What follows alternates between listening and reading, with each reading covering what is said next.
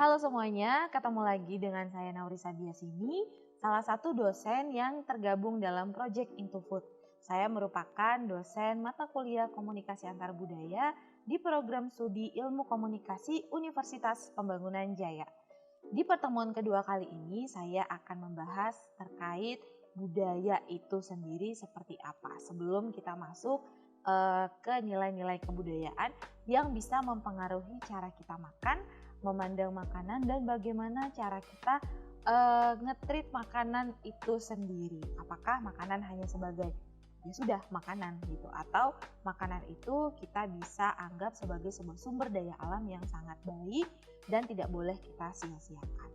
Nah, saya akan bahas dulu sebenarnya di dalam budaya kenapa sih kita berbeda. Kenapa ada teman-teman saya yang misalnya kalau bertemu dengan orang tua mereka cium tangan. Kenapa ada orang-orang yang misalnya berdoanya itu harus 5 hari dalam 1 kali. Sedangkan saya cuma sekali kok seminggu. Atau misalnya kenapa ya ada orang-orang atau dalam satu kebudayaan tertentu yang lebih suka tinggal sendiri atau tinggal terpisah dari orang-orang lainnya. Tapi ada yang maunya kumpul terus satu sama lain. Terus misalnya kenapa ada budaya yang kalau misalnya ada anggota keluarga atau misalnya teman atau mungkin tetangga ketika meninggal justru malah dirayakan. Padahal biasanya kalau ada keluarga yang meninggal kan kita sedih ya. Tapi kok mereka malah justru merayakan. Nah, atau misalnya kenapa ada orang yang kalau makan bisa ya makan makanan mentah, atau justru saya kalau makan ya harus makanannya itu sudah mateng, banyak bumbunya misalnya. Tapi saya bingung ketika ngelihat orang-orang yang kalau makan udah bumbunya sangat minim, mentah pula. Kenapa ya begitu? Nah, jawabannya di situ sebenarnya terkait dengan budaya itu sendiri. Setiap orang karena budayanya berbeda, maka kebiasaannya juga berbeda. Maka cara mereka berperilaku juga akan berbeda. Jadi memang budaya itu sangat besar pengaruhnya dengan apa yang kita lakukan dalam kehidupan kita sehari-hari. Nah, sebenarnya dari mana sih kita belajar tentang budaya dan bagaimana sih cara budaya itu bisa nempel di dalam karakter kita, bisa nempel dalam kebiasaan dan dalam kehidupan kita sehari-hari. Kalau kita perhatikan sebenarnya ada yang namanya deep structure of culture atau struktur dalam di sebuah budaya. Bahasanya agak ribet ya. Jadi di dalam sebuah budaya itu ada yang namanya struktur dalam. Struktur dalam ini adalah sebuah asumsi yang tanpa kita sadari itu bekerja di dalam kepala kita. Di mana asumsi tersebut bisa membuat setiap budaya itu menjadi unik, setiap budaya itu menjadi menyatu. Jadi dalam satu budaya orang-orangnya bisa bersatu karena adanya struktur dalam ini. Karena adanya asumsi-asumsi yang kita percayai sebagai anggota dalam sebuah kebudayaan. Nah, sebenarnya siapa sih yang berada di dalam struktur dalam sebuah kebudayaan? Ada 3. Yang pertama adalah keluarga, yang kedua adalah komunitas, dan yang ketiga adalah agama. Jadi sekali lagi teman-teman, kalau kita mau melihat bagaimana sebuah budaya bisa mempengaruhi orang, atau bagaimana budaya itu bisa diajarkan dan nempel dalam kehidupan kita, kita harus lihat dulu keluarganya, komunitasnya, dan juga agamanya. Nah, kalau misalnya nih kita lihat sebenarnya seberapa jauh sih keluarga itu bisa mempengaruhi budaya kita, bisa mempengaruhi kebiasaan kita. Sangat besar. Jadi keluarga itu sebenarnya adalah transmitter utama dari pengetahuan, nilai, sikap, peran, kebiasaan, dari satu generasi ke generasi berikutnya. Kita belajar komunikasi, kita belajar bicara dari siapa? Dari ibu kita, dari ayah, mungkin dari kakak, mungkin kita punya nenek kakek atau paman yang tinggal di rumah. Kita juga misalnya belajar bagaimana menghadapi suatu masalah, itu juga sama. Kebanyakan dari keluarga. Kita belajar tentang cara berpakaian, cara beribadah, dan lain sebagainya. Itu juga yang paling awal biasanya lewat keluarga. Nah, yang perlu kita perhatikan, keluarga itu terdiri atas dua bentuk. Ada yang namanya nuclear family atau keluarga inti, dan ada yang namanya extended family atau keluarga yang di-extendnya, yang diperbesar. Nah, nuclear family itu standarnya terdiri dari ayah, ibu, dan anak. Biasanya disebut seperti itu. Walaupun sekarang ada berbagai perubahan bentuk keluarga di dunia. Ada keluarga yang cuma terdiri dari ayah dan ibu saja, tidak punya anak. Ada keluarga yang mungkin hanya ibu dan anak-anaknya. Ada keluarga yang mungkin hanya punya ayah dan anak-anaknya. Atau justru ada keluarga yang, mohon maaf, yaitu terdiri dari ibu dan anak-anak. Atau bahkan dua ayah dan beberapa orang anak. Sekarang bentuk keluarga itu sudah sangat berubah. Selain bentuk keluarga inti, ada juga yang namanya keluarga yang diperluas atau extended family. Di mana di dalam satu keluarga tidak hanya ada ayah, ibu, tapi mungkin ada kakek, nenek, paman, bibi, dan lain sebagainya.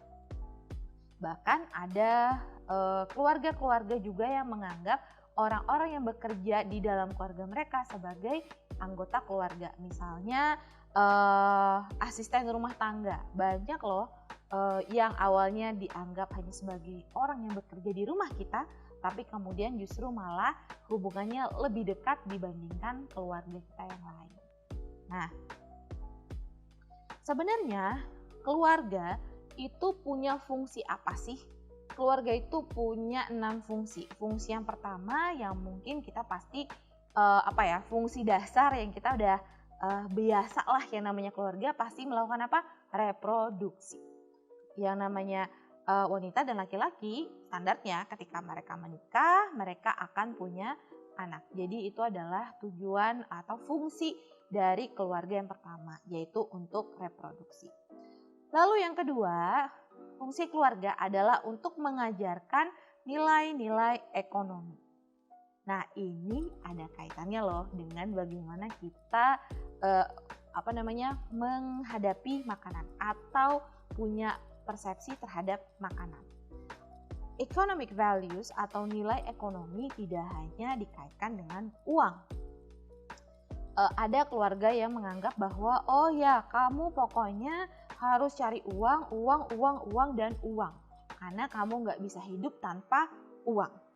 Ada keluarga mungkin yang mengajarkan ya uang itu penting, tapi uang bukan segalanya. Atau justru ada juga keluarga yang mengajarkan bahwa kita hidup itu yang penting cukup. Kita tidak perlu ada yang namanya uang yang terlalu berlebih. Kita tidak perlu ngoyo cari uang gila-gilaan untuk kebutuhan yang mewah-mewah. Kalau kita butuh mobil, ya cukuplah kita pakai mobil berdasarkan fungsinya.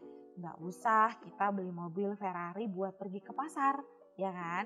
Tapi ya udah, keluarga itu mengajarkan bahwa nilai ekonomi itu bisa beda-beda, dan itu diajarkan dari ayah, ibu, dan juga anak-anaknya. Lalu kaitannya dengan makan apa nih Kak? Kalau misalnya kita lihat, yang namanya makanan itu bisa diperoleh dari mana? Paling mudah adalah kita dapatkan dari uang. Jika dalam suatu keluarga tidak punya atau tidak mengajarkan bahwa uang itu adalah sesuatu yang sulit didapat, uang itu perlu untuk dihargai keberadaannya, maka bisa jadi hal tersebut juga berkaitan dengan bagaimana dia melihat makanan. Makanan selalu ada kok di meja makan saya. Kalau misalnya nggak habis, ya udah buang aja. Kalau misalnya nanti udah dibuang, saya butuh yang baru, tinggal beli kok. Kalau kebiasaan itu diajarkan dari kecil seperti itu, maka itu akan terus terbawa sampai dewasa. Ketika dia beli makanan, ditimbun di rumah misalnya, ya nggak peduli mau expire kek, mau apa, kalau udah saya nggak butuh, ya saya buang aja. Kalau saya nggak mau, ya saya nggak usah masak. Padahal sebenarnya bisa loh makanan tersebut disumbangkan atau diberikan ke orang lain yang membutuhkan, sehingga tidak terbuang sia-sia. Banyak loh orang-orang di sekitar kita yang masih membutuhkan bahan-bahan makanan yang mungkin tertimbun di rumah kita, tidak kita sadari. Kita beli makanan misalnya, oh banyak nih, saya beli mie instan 1 kardus, ini buat 1 bulan. Tapi ternyata dalam waktu 2 bulan nggak habis juga. Dan waktu expire-nya misalnya tinggal 1 atau 2 minggu lagi. Kalau kita tidak memiliki need economic values yang menganggap bahwa makanan adalah uang dan makanan itu misalnya sesuatu yang berharga, maka bisa jadi udahlah, udah tinggal 2 minggu lagi, atau misalnya udahlah kalau expire nanti buang aja. Padahal kalau misalnya kita menganggap itu sebagai sesuatu yang penting dan sangat berharga, bisa jadi oke, saya akan mengalokasikan waktu makan saya untuk menghabiskan bahan makanan yang memang sudah saya beli. Jadi untuk sementara saya tidak beli dulu bahan makanan yang baru. Atau karena waktunya tinggal 2 minggu lagi, saya nggak mungkin nih habiskan sendirian. Maka apa yang saya lakukan? Saya bisa menyumbangkan makanan tersebut ke panti asuhan mungkin, atau mungkin ke tetangga yang sedang membutuhkan, atau mungkin ke teman-teman yang bisa diajak untuk kita makan bareng yuk, ngumpul di rumah gue. Sehingga bahan makanan tersebut tidak terbuang sia-sia. Oke. Kemudian fungsi yang ketiga dari keluarga adalah sosialisasi, di mana keluarga memang adalah pihak pertama yang mengajarkan cara kita bersosialisasi, kenalan dengan orang lain, cara kita memperkenalkan diri, cara kita berteman, dan lain sebagainya. Kemudian keluarga juga punya fungsi untuk mengajarkan nilai dasar dan juga pandangan terhadap dunia. Nah, tadi ini kaitannya juga dengan economic values tadi ya, dengan nilai ekonomi. Bagaimana sih kita melihat makanan, bagaimana sih pandangan kita terkait tidak membuang-buang makanan. Sebenarnya kalau di Indonesia, di budaya kita ada kan, mungkin teman-teman pernah dengar ya, bahwa nggak boleh buang nasi, nggak boleh menyisakan nasi. Kalau nasinya sisa, nanti petaninya nangis misalnya, atau nanti Dewi Padi ikutan nangis, atau nanti Dewi Padinya marah. Banyak banget deh cerita-cerita seperti itu. Nah, pandangan-pandangan seperti itu diturunkan terutama dari keluarga kepada anak-anaknya. Saya ingat banget ibu saya waktu saya masih kecil sering banget bilang, ayo makan dihabisin. Kalau nggak habis nanti petaninya nangis. Atau saya pernah ingat juga kalau nggak habis nanti justru nasinya nangis, terus nanti datengin kamu lewat mimpi, dia akan sedih-sedih depan kamu. Dan itu membuat pandangan di kepala saya bahwa nasi itu nggak boleh yang namanya disia-siain. Nggak boleh saya mengambil nasi lebih banyak dari apa yang bisa saya makan. Jadi ngambil nasi ya secukupnya. Kemudian fungsi berikutnya dari keluarga adalah untuk pembentukan identitas. Nanti identitas kita mungkin akan bahas di pertemuan yang berbeda ya, karena penjabaran tentang identitas itu sangat banyak. Dan identitas itu memang sangat erat kaitannya dengan budaya kita. Dan yang terakhir, keluarga punya fungsi untuk mengajarkan cara berkomunikasi. Mungkin kita kalau dalam keluarga cara berkomunikasinya lebih sering ya antar keluarga atau di dalam pertemanan aja. Tapi kalau keluarganya itu memang berasal dari keluarga yang multikultur, maka bisa jadi orang tua mengajarkan cara berkomunikasi antar budaya yang baik kepada anak-anaknya itu sendiri. Nah, kalau misalnya kita lihat di dalam interaksi sebuah keluarga ada variasi-variasi budaya yang diajarkan di sana. Terkait misalnya peran gender. Tiap keluarga kalau secara general mungkin akan mengajarkan peran gender yang sama ke anak-anaknya. Kalau kamu perempuan, peran kamu seperti apa? Kalau kamu laki-laki, peran kamu seperti apa? Ini secara general. Walaupun sekarang seperti yang kita sudah bahas sebelumnya, ada banyak perubahan di sana. Yang namanya laki-laki tidak harus misalnya punya peran sebagai sosok yang kuat, yang harus melindungi keluarga, nggak boleh nangis dan lain sebagainya. Sekarang sudah banyak perubahan. Siapapun bisa mengerjakan perannya masing-masing selama dia tidak mendapatkan paksaan dari orang lain. Nah, kemudian di dalam keluarga juga mengajarkan yang namanya individualistik atau kolektivistik. Ada nggak hal ini kaitannya dengan makan? Ada. Orang-orang yang berasal dari budaya kolektivistik biasanya suka banget makan bareng-bareng. Yang individualis juga ada makan bareng-bareng, tapi biasanya lebih ke kelompok-kelompok kecil yang memang sudah dia percaya. Tapi kalau budaya kolektivistik, makan bareng, kenal nggak kenal, itu hayu aja. Kondangan, misalnya kita undangan pernikahan, apakah semua yang datang di dalam pernikahan tersebut kita kenal? Belum tentu. Karena kadang-kadang dalam sebuah acara pernikahan, undangannya bisa sampai 1.000, 2.000, bahkan 5.000. Nah, apakah 5.000 orang tersebut kenal satu sama lain? Nah, belum tentu. Nah, kalau ada kegiatan-kegiatan atau event seperti ini, lalu ada makanan yang terlibat di sana, banyak sekali kejadian di Indonesia bahwa makanan yang disediakan itu jauh lebih banyak daripada kebutuhan. Kalau misalnya di pernikahan orang-orang yang berasal dari budaya individualis, biasanya mereka akan tanya, kamu akan datang nggak? Kamu akan datang nggak? Kamu akan datang nggak? Kalau datang, saya siapkan makanan. Kalau nggak datang, saya nggak akan siapkan makanan.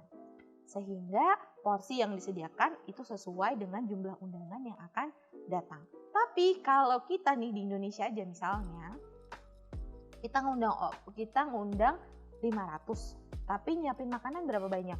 1.000.